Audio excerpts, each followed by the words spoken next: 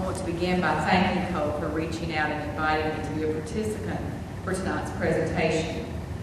Like he said, my name is Janet Argo, and I'm a school psychologist here with Williamson County Schools and currently assigned to Summit High.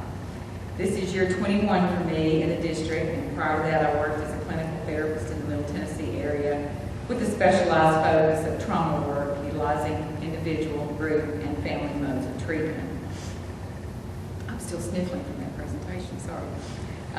When I asked Cole what his vision or desired outcome would be related to my role this evening, it led us, along with his father, down a discussion road of community awareness and the question, why does mental health issues matter to those who are outsiders or not impacted directly? Well, I'm here to say with professional, coupled with personal experience, we all are connected and thus impacted by mental health and mental illness. We are impacted as extended family members, co-workers, foster parents, community leaders, business owners, police officers, government officials, medical health care providers, school staff, whether you're a teacher, an administrator, a custodian, or a secretary, babysitters, friends, religious leaders, and the list goes on.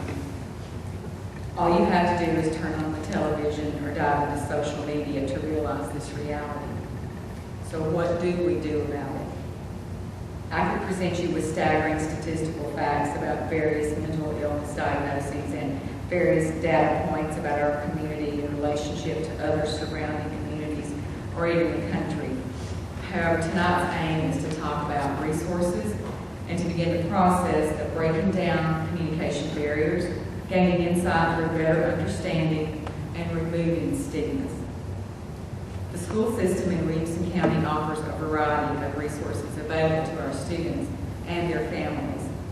In addition to school psychologists who primarily provide assessment and consultation services, we have school counselors, STAR counselors, community outreach counselors, contracted counselors who work with more high-risk populations.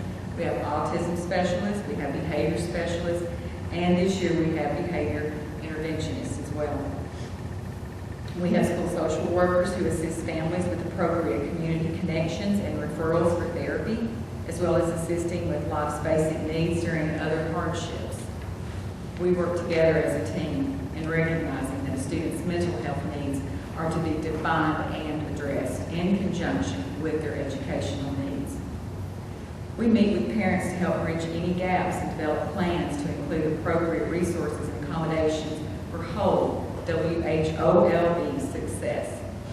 We know that mental health concerns can adversely impact a student's educational performance. And with all that said, we strive to remove stigmas. Just like a student may need to see a math tutor, they may need to see a counselor. If a student has a medical condition, we do not question the need to see the school nurse or have an individualized health care plan. If someone has a struggle with a class concept, no one questions the need to see the teacher before or after school. If an employee is running a fever or diagnosed with the flu, doesn't their employer typically accept they need to stay home that day? If a student is involved in a sports injury and needs to use the elevator, no one really questions that or sees them as wrong or weak or tells them to suck it up and take the stairs. That would be ridiculous. They simply have a specific need which we address and we accommodate, and if necessary, we provide appropriate resources for them to implement. It goes the same for mental health issues. Now, I just described a few scenarios considered to be most likely temporary problems. This can also be said of mental health or emotional issues. Some people are dealing with sadness or an anxious mood or anger related to a situational event.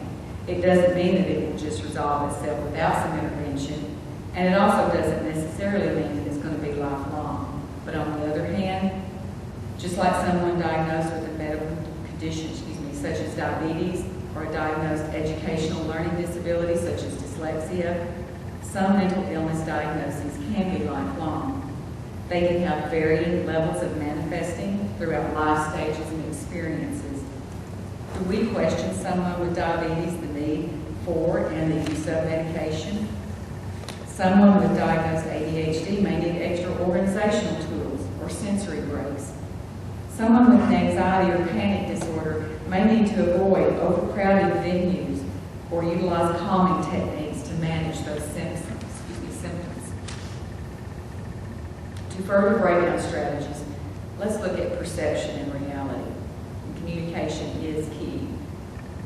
While remembering the goal for mental health, well-being, and the ability to function and experience happiness and contentment beyond just surviving, like Cole indicated, but your perception is your reality. But I'm here to tell you, others' perception of you is not your reality. Boundaries are healthy, setting them and respecting them. Different people have different comfort levels, and that's okay. Talking about and clarification of boundaries help to grow understanding, and they minimize misunderstandings in all relationships, whether it's at work, within families, in school, and throughout the community. This may sound silly, but think about it. Can a merchant place a sign on their entry door that says, "No food or drink allowed inside"? Sure. Does that mean if you just purchased your pumpkin spice latte, you're going to throw it away or barge in with it? No, you're going to accommodate and find an alternate setting to enjoy it.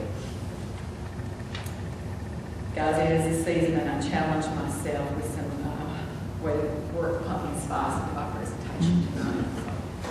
Cue the laughter. Let's talk about reactions next.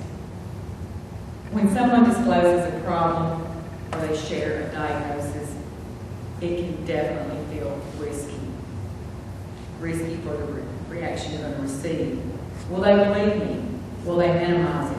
Will they validate me? Will they console me? Will they comfort me? Will they confront me? Will they ignore me? Will they help me? Some will listen and believe and support. Others may feel inadequate or unsure of what to do or say. It's important to get connected with appropriate resources and find healthy support circles. Therapy needs vary based on individual needs. Timelines are not easily defined, but consistency and investment in mental health is crucial for everyone. You know, just like after a fall or an accident, someone may need several weeks of physical therapy, which requires practicing strengthening techniques at home to optimize your healing and your quality of life. This is true for therapy as well. It doesn't just happen in a 1 hour weekly session. It is practicing what you learn about yourself in your quest for improvement and health. It involves others around you, at school, at work, or within families. I always like to give clients a takeaway, something to reflect on, or an assignment, or a challenge, or a technique to try. We have some small laminated cards with sensory grounding techniques that we're going to hand out as you exit tonight. Please feel free to take one. They really do work. And I am so honored this evening to be part of such an important task. I am incredibly impressed with these students. I can't begin to tell you what a blessing this has been for me to meet Cole, his family, and the students that are coming to the Mental Health is Health Club, and taking the risk to expose in the hopes of having more healing and improvement within our community and removing those stigmas. I sincerely, from the bottom of my heart, hope that tonight some stigmas have been lifted, and please reach out if you need anything. We're all here. Thank you.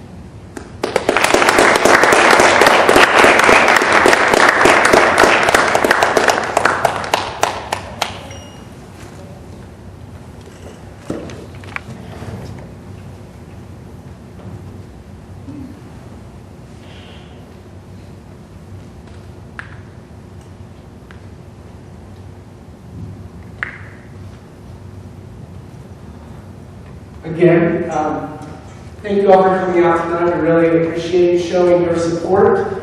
We're going to leave here for a little while. If you have any questions or want to share anything, concerns, comments, whatever, we'll be hanging out for a little bit. Don't forget we have t-shirts available and a feedback/contact form up here if you want to grab one. We have some pins. So yeah, we thank you all for coming out, and for those of you who are students here, who aren't yet a part of the Mental Health Club or haven't come and checked it out, if you're interested, we meet in room B131 every Wednesday during lunch. And we invite everyone, no matter what kind of situation that you believe you are in. So, all right, with that, I think we're going to close up. Thank you again.